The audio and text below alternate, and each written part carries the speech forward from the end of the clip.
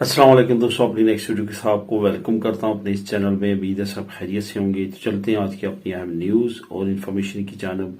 सबसे पहले तो दोस्तों बात करेंगे कि फैमिली वीज़ा प्रोसेस ताज़ा तरीन क्या टाइम लाइन है। काफ़ी दोस्तों के इस पर कमेंट आ रहे हैं, इस पर डिटेल के साथ बात करेंगे। उसके बाद बच्चों की नेशनलिटी और कागजात की तजदीद, काफ़ी अहम मालूमात है जो आप लोगों के साथ शेयर करूंगा। और काफ़ी फैमिलीज ऐसी हैं जो स्पेन से बाहर हैं, थर्ड कंट्री में या अपनी बेस कंट्री में, तो इस पर बात करेंगे। अहम आपके कमेंट्स के आंसर दूंगा। उसके बाद इंग्लैंड इलीगल इमिग्रेंट्स के लिए एक अच्छी खबर है, इस पर बात करेंगे। और आखिर में आपको के साथ शेयर करूंगा इंग्रेसो मिनिमा विताल के बारे में कुछ अहम अपडेट्स, कुछ अहम आप लोगों के कमेंट्स जिस पे आंसर करूंगा। उम्मीद है कि आज की जो टॉपिक है ये आपके काफ़ी ज़्यादा जो कमेंट रिसीव हुए हैं उनको मैं कवर करने में कामयाब होऊंगा। ये तमाम इन्फॉर्मेशन आपने गौर से सुननी है। और जो भी आप टॉपिक सुनने के लिए वीडियो को क्लिक करते हैं, बराए करम उसको मुकम्मल सुना करें। उसमें काफ़ी अहम मालूमात होती हैं। कई मरतबा देखा गया है कि वही मालूमात जो मैंने अभी रिसेंटली शेयर की होती है आप दोबारा कमेंट में पूछ रहे होते हैं और मुझे वहाँ पे लिखना पड़ता है कि प्लीज़ वीडियो को दोबारा देखें।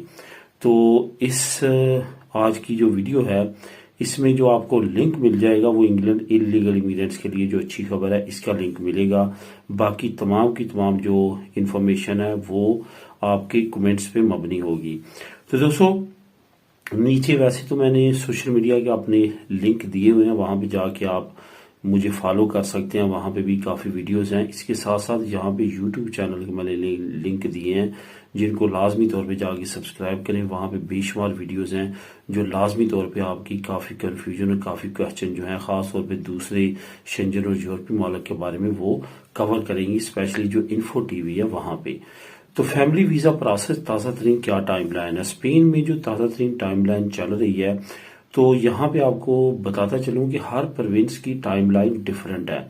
अब ये नहीं हो सकता है कि पाइस बास्को की और कतलूनिया की टाइमलाइन एक हो। पाइस बास्को में जो इमिग्रेंट है कंपेयर टू कतलूनिया ना होने के बराबर है। वहां पे आपको इवन कोई भी ऑफिस में जाना पड़ता है, सीता लेने की जरूरत नहीं पड़ती। लेकिन अगर आप कतलूनिया में जाएंगे तो यहाँ पे आपको सीता महीनों का मिलेगा। तो इस वजह से वो कंपैरिजन नहीं हो सकता। तो यही वजह है कि जो लोग कम इमिग्रेंट्स आबादी वाले सूबों में रहते हैं उनका प्रोसेस यहाँ पे जो स्पेन वाला है वो बड़ा फास्टली हो जाता है। जो ज्यादा आबादी वाले इमिग्रेंट्स के सूबों में रहते हैं जैसे कतलोनिया हुआ, कोमुनिदाद दी मैड्रिड हुई, तो ये जो वलेंसिया ऐसे एरिया जो है यहाँ पे जरा इमिग्रेंट्स की तादाद ज्यादा है, तो यहाँ पे थोड़ा सा टाइम ज्यादा लगता है। वीजा प्रोसेस जाहिर है जिनके पास नेशनलिटी है उनका वीजा प्रोसेस तो हाफ से भी कम जो है वो देर लगती है, क्योंकि उनके लिए बहुत ज्यादा छूट मिल जाती है। ना उनको घर की जरूरत है, ना फाइनेंशियल तौर पे अपने आप को प्रूव कराने की जरूरत है। डायरेक्ट वो अपने डॉक्यूमेंट नतारियों से करवा के तो तमाम प्रोसेस जो है वो शुरू कर देते हैं। लेकिन जिनके पास रेजिडेंसी कार्ड है उनके लिए ये होता है कि यहाँ पे उनको अपना घर इन्फॉर्म में सारी चीजें करवाना होती हैं। उसके बाद जो है उन्होंने अपनी फाइनेंशियली कंडीशन भी शो करवानी है, तो उसके बाद वो अपना प्रोसेस शुरू करते हैं। यहाँ तक बात है यहाँ की स्पेन की रेजिडेंसी जिनके पास है उनका कितना टाइम लग रहा है इस तरह एरिया में उनके जो फैमिली है उनके फिंगर लेटर आने में। तो तकरीबन प्रोसेस शुरू करने से लेके ये तमाम प्रोसेस जो है इस तरह एरिया का, मैं अगर बात करूंगा कतलूनिया की या बार्सिलोना की, तो यहाँ पे तकरीबन 5 महीने 4 महीने जो है अप्रोक्सीमेटली अपने जहन में रखें कि यहाँ पे लग जाते हैं प्रोसेस शुरू करने से आपके फिंगर लेटर इशू होने तक। उसके बाद वो आपने भेजने होते हैं अपनी होम कंट्री। वहां पे जो इस वक्त सिचुएशन है वो आपने जहन में रखना है कि तमाम प्रोसेस को लेके अप्रोक्सीमेटली 1 साल लग रहा है। ये अब आपकी लक है 8 महीने, 9 महीने, 10 महीने, 11 महीने। ज्यादातर जो फैमिलीज हैं, ज्यादातर जिनका तमाम काम स्मूथली चलता रहता है, तकरीबन 10 महीने से 11 महीने या मैक्सिमम 1 साल तक उनका काम हो जाता है। यही रूटीन तकरीबन पिछले 1.5 से 2 साल से चल रही है। उससे पहले जब इतना ज्यादा रश नहीं था, नेशनलिटी ज्यादा हमारे कम्युनिटी के लोगों को नहीं मिली थी, तो इस वजह से वहां पे इतना ज्यादा रश भी नहीं था, तो 6-6 महीनों में भी काम होता रहा है। लेकिन अभी क्योंकि वहां पे बर्डन बढ़ा है और खासतौर पे कोरोना वायरस के बाद जो फाइलें इकट्ठी हुई थी उसकी वजह से ज्यादा बर्डन जो बढ़ा है, उसके बाद जो है वो 1 साल 1.25 साल और बीच में 1.5 साल भी लगता है, लेकिन दोबारा से 1 साल लगना शुरू हो चुका है। ये टाइम लाइन है अपनी फैमिली प्रोसेस की। अब यहाँ पे चंद एक चीज़ें ऐसी हैं जो आपने बहुत ज़्यादा जहन में रखनी है, जिसकी वजह से बहुत सारी फैमिलीज को प्रॉब्लम हो रही है। मैं बार बार ये कहता हूँ कि जब आप अपनी जो फाइल है वो सबमिट करते हैं, शुरू में चंद दिन, चंद हफ्ते, चंद महीने लेट होने से बेहतर है कि आपको बाद में साल साल जो है वेट करना पड़े। इस वजह से पहले ही अपनी तमाम चीज़ों को करेक्ट करें, हर चीज़ को मैच करें, एक डॉक्यूमेंट से दूसरे डॉक्यूमेंट तक तमाम चीज़ें मैच होना चाहिए। कोई एक स्पेलिंग की भी मिस्टेक ना हो, कोई एक डेट की भी मिस्टेक ना हो, कोई ऐसी छोटी से छोटी गलती भी ना हो जिसकी वजह से आपको बाद में पछताना पड़े और आपको साल साल वेट करना पड़े। एक मरतबा आपकी फाइल जो है उस पर भी फाल्टा लग जाता है, कोई गलती निकल आती है, तो ये अंडरस्टूड बात है कि आपके 8 महीने 6 महीने कहीं नहीं गए कि आपको दोबारा से आप लेट हो जाएंगे। इस वजह से पहले ही तमाम कमियां जो है वो पूरी करें। अब वजूहात ये है कि बहुत सारे दोस्त ये समझते हैं कि एक स्पेलिंग है, 2 स्पेलिंग है, नाम की छोटी मोटी गलती है, ये कोई मसला नहीं है। उनके नज़र में जो बहुत बड़ा मसला है वो इसको फ्रॉड समझते हैं, क्योंकि हमारे भाइयों ने रिसेंटली बहुत बड़े बड़े फ्रॉड जो है वो एम्बेसी ने पकड़े हैं। यही हम सोच रहे थे यकदम इतनी बड़ी सख्ती किस तरह हो गई, डीएनए टेस्ट मांग रहे हैं, बच्चों भी इतनी सख्ती हो चुकी है बाकी मामलात में, क्योंकि उन्होंने बहुत ज़्यादा फ्रॉड पकड़े हैं जिनकी वजह से वो सख्ती कर रहे हैं। और आने वाले वक्त में अगर इसी तरह पाकिस्तानी फ्रॉड में इन्वॉल्व रहे तो फैमिली प्रोसेस मजीद सख्त हो सकता है। अब बात करते हैं बच्चों की नेशनलिटी और कागजात की तजदीद की।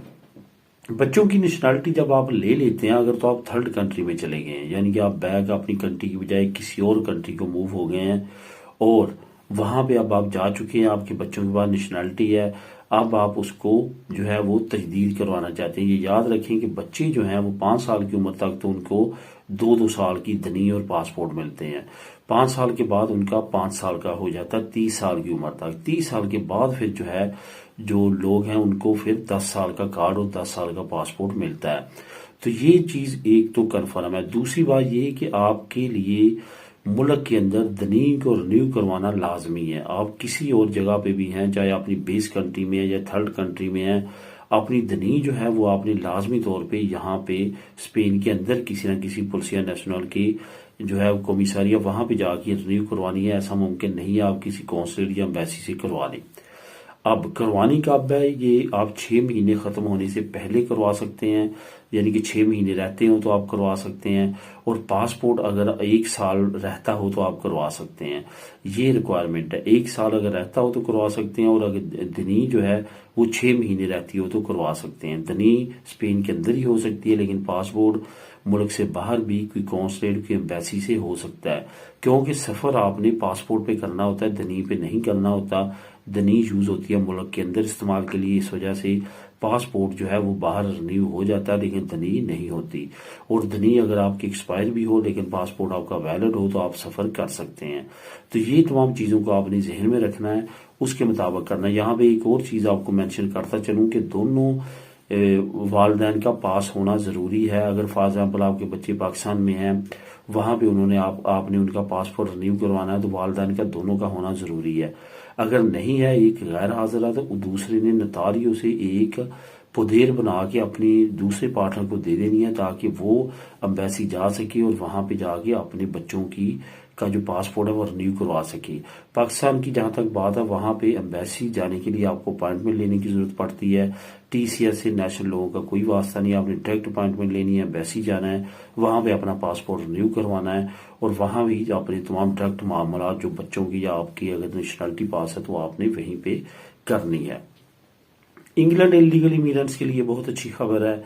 जो इंग्लैंड हुकूमत काफी देर से रवांडा जो प्लान है उस पर अमल करने के लिए कोशिशों में थी, बहुत बड़ी रकम भी उन्होंने अदा की ताकि ये प्लान जो है वो कामयाब रहे, उसको एक मरतबा फिर रिजेक्ट कर दिया गया है।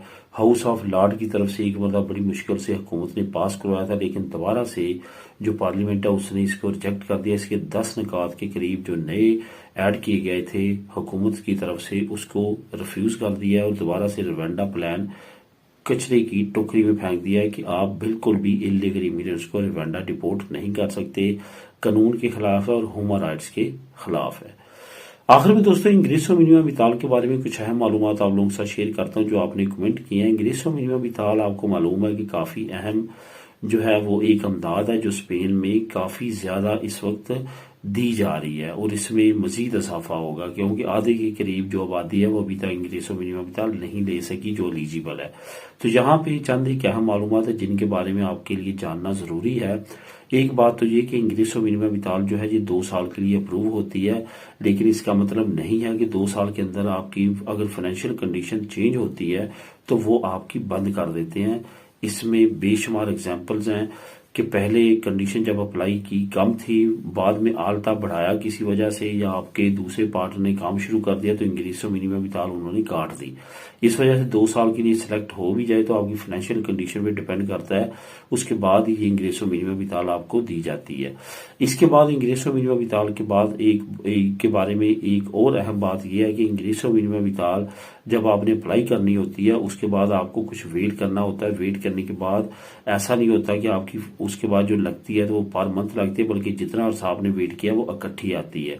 इसके बारे में भी काफी लोग यही कहते हैं कि इतना वेट करना पड़ता है, उसके बाद जो है इतनी साल का वो तमाम महीनों का, साल हो सवा साल हो, जिसके बाद आपकी अप्रूव होती है वो तमाम अमाउंट आपकी इकट्ठी आपके बैंक अकाउंट में आ जाती है। इसके साथ साथ इंग्रेसो मिनिमम विताल के बारे में बहुत सारे और भी दोस्त कमेंट करते हैं। डे बाय डे जो वीडियो बनती है वहां पे मैं जो भी नई अपडेट होती है वो शेयर करता रहता हूँ। वहां पे आप जाके उन वीडियोस को देख सकते हैं और वहां पे ताज़ा तरीन मालूमात ले सकते हैं। तो दोस्तों ये थी आज की अहम न्यूज़ और इन्फॉर्मेशन। मिलेगी नेक्स्ट वीडियो में नई अपडेट्स के साथ। अल्लाह हाफिज।